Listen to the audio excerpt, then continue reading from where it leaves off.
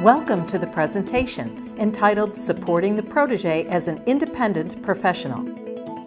Of all the things that I've done in my career, mentoring is clearly one of the most valuable. It is so rewarding to work with younger people, trainees who are learning the area, who are able to look at things from a new angle with a fresh eye, ask questions that I haven't thought about before. Trainees really contribute in so many different ways to research by doing the work of the research. Many mentors, particularly as we advance in our careers, are not doing the actual work in the laboratory. And that makes the partnership with trainees very important. The trainees contribute things that mentors can't do. Early on in mentoring someone, when you introduce someone to their very first research experience, that is a really important time in helping people shape their careers. I was very fortunate to have an outstanding mentor when I first got into research. I think about the things that I liked about what he did, which is a lot of things, and I think about the things that I can tweak and change and bring my own influence in to, in many ways, improve it for me as a mentor. But everything that I do as a mentor has been influenced in a very real way by my first relationship with my key mentor. When mentorships begin, it is important to hold meetings frequently, in a private location if possible. The mentee should prepare the meeting agenda and share it with the mentor well enough in advance. A typical mentoring meeting could be described in this way. The mentor first assesses the mentee's current situation in research and other aspects by asking a series of questions. Next, the mentor reviews the mentee-produced agenda and takes the time necessary to advise and assist the mentee. The mentor then provides collaborative opportunities to the mentee. It is important that part of the meeting be reserved for the mentor to advocate for the mentee by paying attention to the protective measures he or she can take to deal with distractions that could cause a loss of focus. The meeting should end with a wrap-up. Meetings should be followed by a set of minutes prepared by the mentee. The minutes describe the agreed-upon tasks for both members, with mutually agreed-upon deadlines for their completion. Meeting contents and minutes are strictly confidential. Subsequent meetings can be held as often as desired or required, always for a pre-specified purpose. These subsequent meetings can be less frequent and be conducted in alternative modes, such as email, phone, or web conferencing. A strategy mentors can share with their mentees that will help them set social and academic priorities is to categorize and rebalance activities. Activity categories include those being done the mentee would like to continue, those being done the mentee would like to stop, those the mentee has just been asked to do that he or she would really like to refuse, and activities the mentee would like to start. Once activities are categorized, the mentor would then help the mentee create a plan that would allow him or her to shorten the list of things they would like to quit and the list of things they have been asked to do and want to refuse, while lengthening the lists of things they would like to continue doing and start doing. A 6-month timeline should be developed to work on a more favorable activity balance. It is so important for mentors to help their mentees manage their time. First, mentees need to recognize the 5 domains into which their time will be allotted.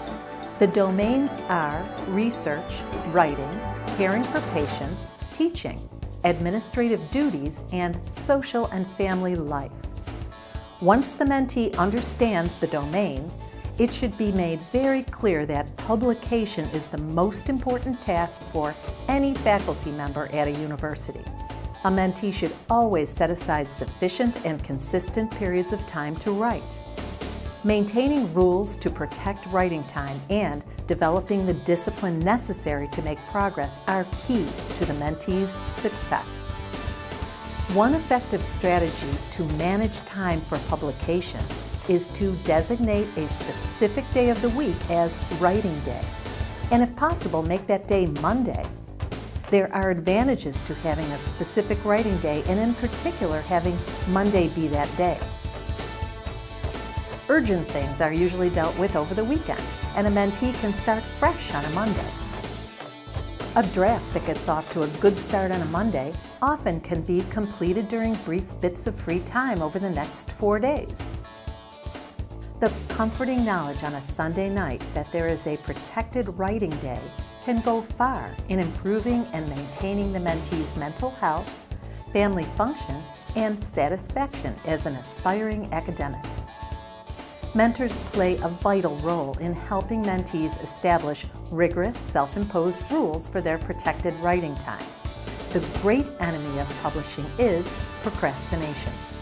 It is common during a mentorship that the mentor and mentee jointly write for publication. A good practice is to explicitly develop an agreement at the beginning of a writing project on the order of authorship. The International Committee of Medical Journal Editors has established criteria for authorship. This should be considered when deciding on authorship order. When time is abundant and responsibilities are few, every opportunity seems so inviting. When time is limited and responsibilities are many, opportunities suddenly can be seen as distractions. Mentors must help their mentees learn to discern distractions from opportunities and develop skills to keep distractions to a minimum. Examples of distracting activities include attending too many conferences, administrative tasks, grant applications and other people's research, other people's papers, excessive teaching and supervising, clinical work, working with unproductive people, and reading unselectively. Email can be a big distraction. Mentors can share some words of advice with their mentees on this subject.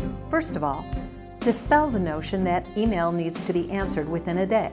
Practice interacting with every inbox message only once.